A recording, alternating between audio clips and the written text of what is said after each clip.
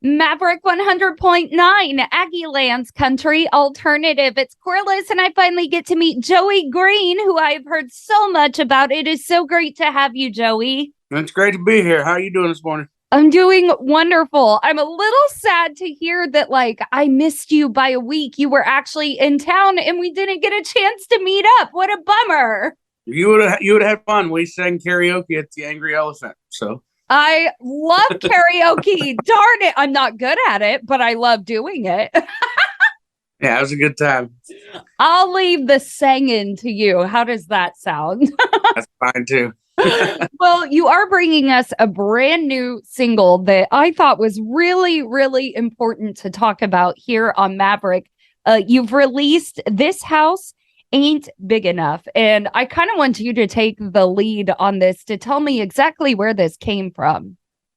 Well, okay, so I've been up here in Nashville writing songs for about 6 years now. I mean, I started out in Texas, and then I was like, man, you got to hedge your bet to I'm getting older, so it was like, oh, maybe I move to Nashville and fall into the songwriting thing more often. And then I was writing with this girl, and we were just kind of rumbling through ideas, and she kind of wanted to talk about divorce, and because her parents were divorced at 6 years old, when she was 6 years old, not when they were 6 years old. and I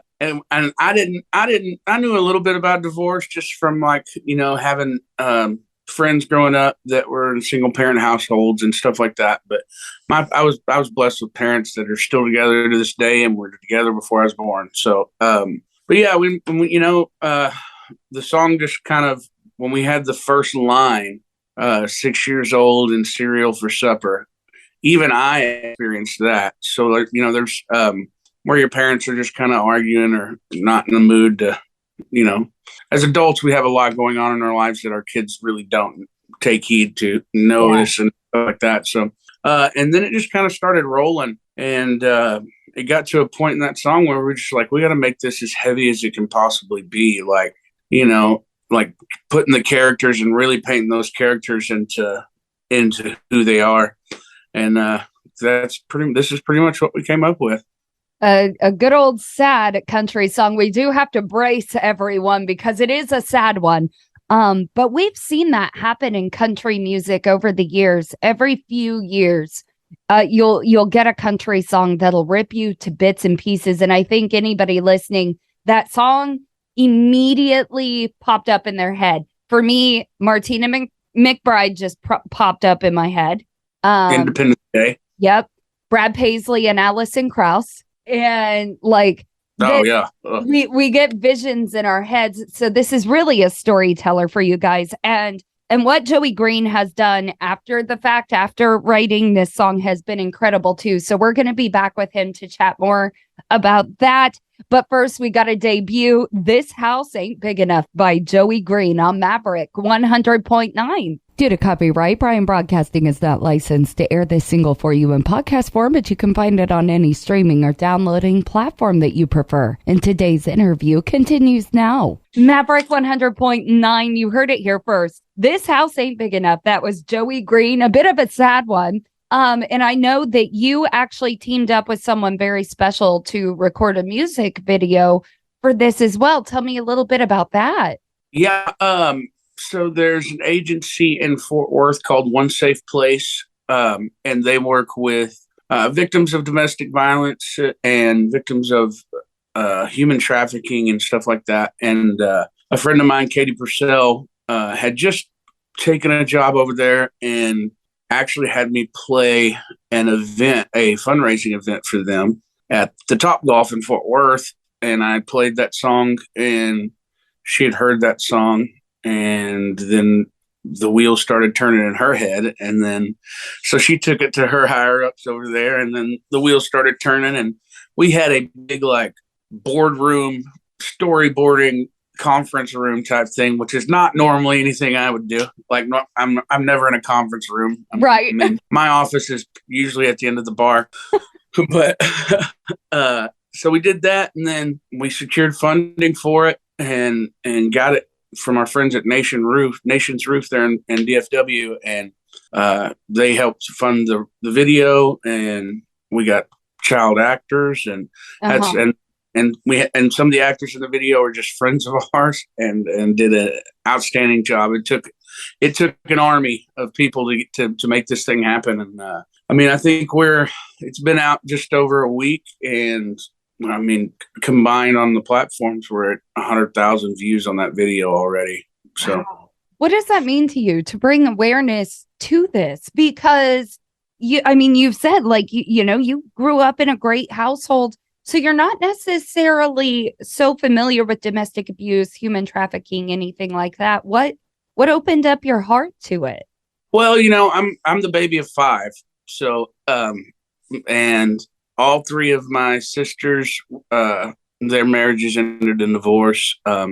And yeah, it's just kind of, and I've got a adopted nephew and niece from a divorce, because my brother married a single mom. And so I think it's a part of divorce and all that kind of, whether it's domestic abuse through verbal or anything like that, just emotional abuse, anything like that. I think you don't have to look too far to see that it can affect people and that it's a part of people's lives. And I think on this, with the video and everything, and what we discussed with One Safe Place, was we really wanted to paint the picture of how it affects the children when they're not actually being physically or emotionally abused, or the abuser doesn't think they're doing anything.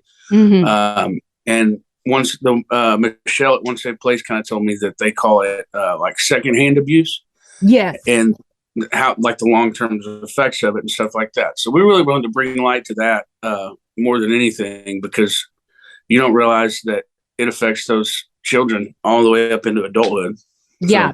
So, well, I cannot commend you enough for doing that and recognizing that even as a man, this is typically a problem that, 95% of the time affects women.